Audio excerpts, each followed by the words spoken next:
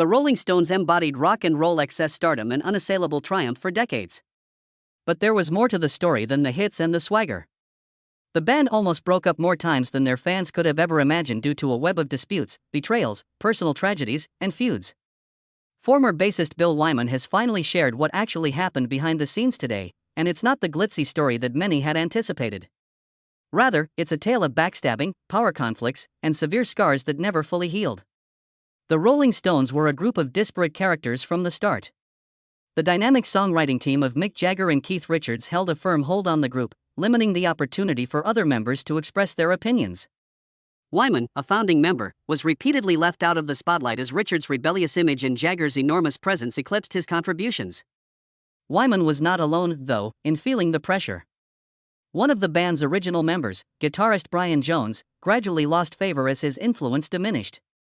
He tragically drowned in 1969 as a result of his unpredictable behavior and drug difficulties. Insiders knew the reality, even though the band publicly expressed their grief. By the time of his passing, the gang had already moved on without Jones, who had turned into a liability.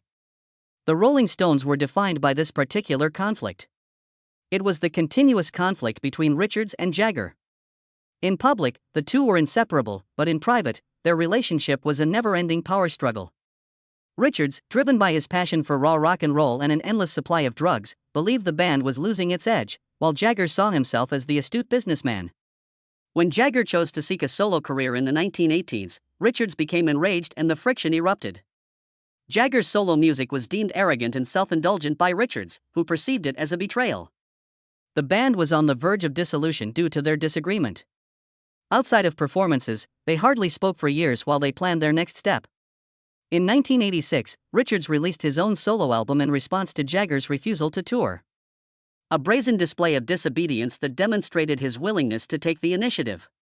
Among the most terrible people in rock history was Brian Jones. Although he was a founding member of the Rolling Stones, his contribution had significantly decreased by the late 1960s. He was estranging himself from the other members of the band, drinking excessively, and experimenting with harmful narcotics. The band's ability to tour was jeopardized after Jones was arrested several times for narcotics use. Jones was distraught when he was kicked out of his own band in 1969. A few weeks later, at the age of 27, he was discovered dead in his swimming pool. His death was formally declared to be due to mishap. Many continue to conjecture that there were more sinister powers at work.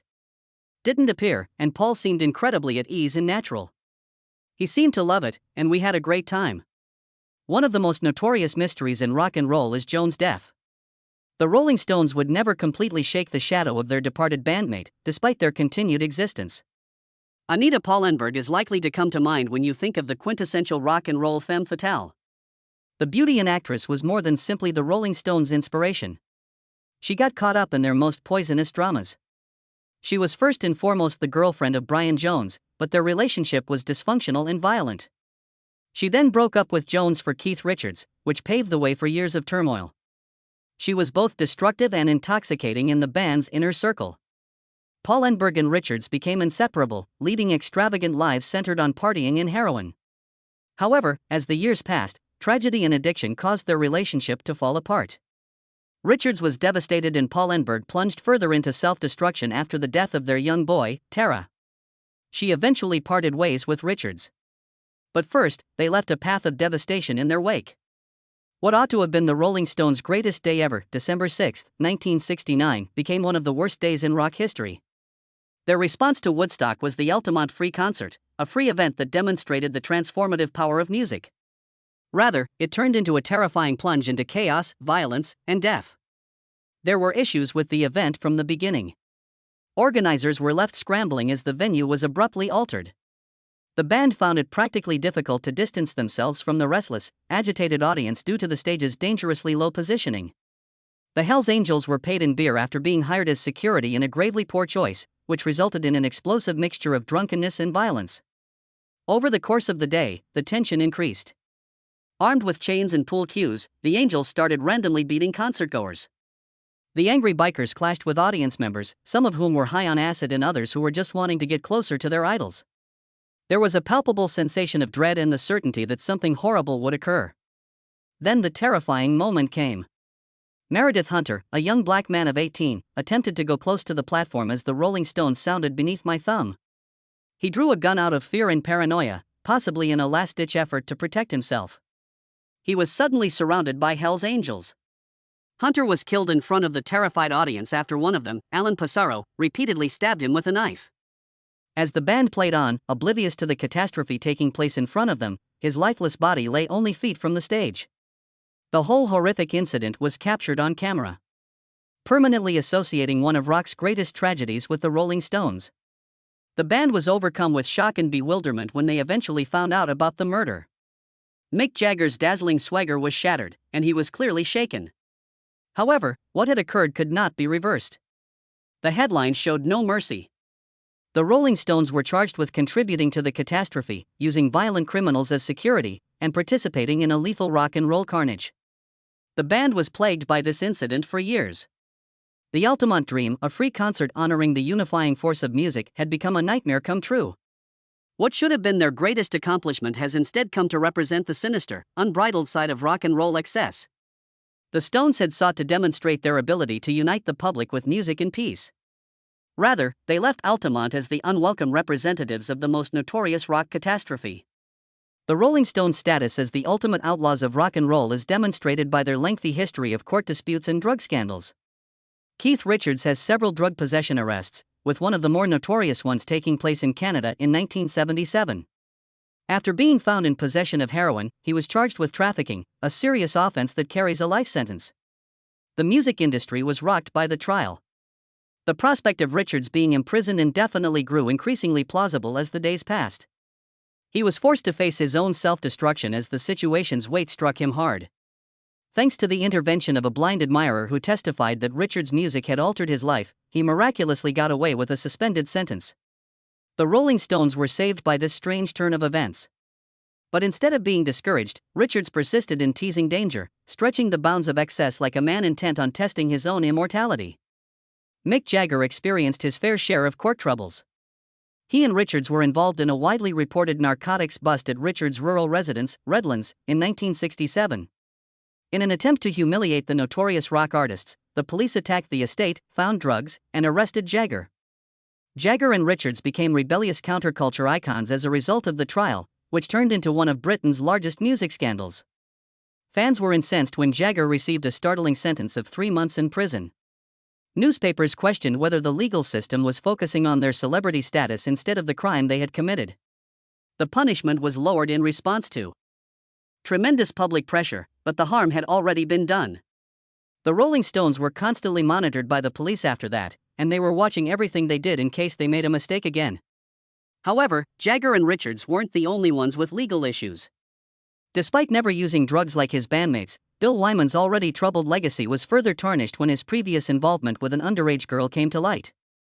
Though his legal issues stemmed from unpaid taxes rather than the careless indulgences that characterized his fellow Stones, even Charlie Watts, the band's most reserved member, was not exempt.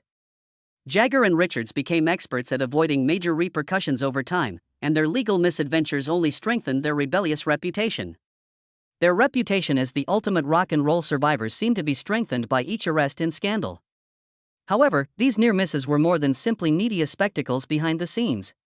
The Rolling Stones were constantly on the verge of catastrophe because of these fights, which could have ended their existence at any time. The Rolling Stones members had personal struggles behind their popularity that were frequently overlooked.